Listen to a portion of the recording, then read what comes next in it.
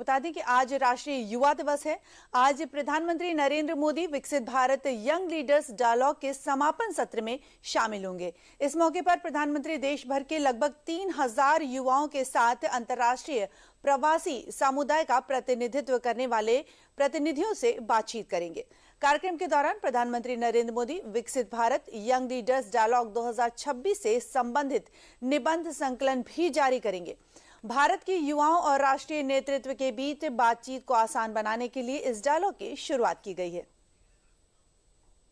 का मार्गदर्शन आज भी युवाओं को प्रेरित करता है। उन्होंने हमेशा समाज को बदलने के लिए युवाओं की क्षमता की सराहना की। उनके विचार विकसित भारत की संकल्पना को साकार करने में सहायक हो सकें, इसी उद्देश्य से हर साल उनकी जयंती के उपलक्ष्य पर राष्ट्रीय युवा दिवस मनाया जाता है, जिसके अंतर्गत विकसित भारत यंग लीडर्स डायलॉग का भी आयोजन किया जाता है। इस साल का विकसित भारत यंग लीडर्स डायलॉग 9 से 12 जनवरी के दौरान आयोजित किया गया है, जिसके समापन सत्र में प्रधानमंत्री नरेंद्र मोदी हिस्सा लेंगे। आज इस तेजी से बदलते विश्व में स्वामी विवेकानंद जी 2 संदेश हर युवा के जीवन का हिस्सा होने चाहिए।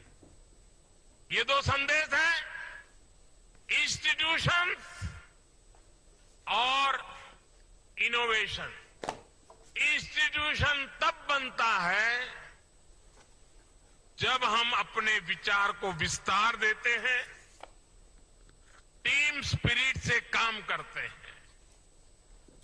आज हर युवा को चाहिए कि वो अपनी इंडिविजुअल सक्सेस को टीम सक्सेस के रूप में विस्तार दे। यही टीम स्पिरिट टीम इंडिया के रूप में विकसित भारत को आगे ले जाएगा। प्रधानमंत्री देश भर के लगभग 3000 युवाओं के साथ साथ अंतर्राष्ट्रीय प्रवासी समुदाय का प्रतिनिधित्व करने वाले युवा प्रतिनिधियों से बातचीत करेंगे।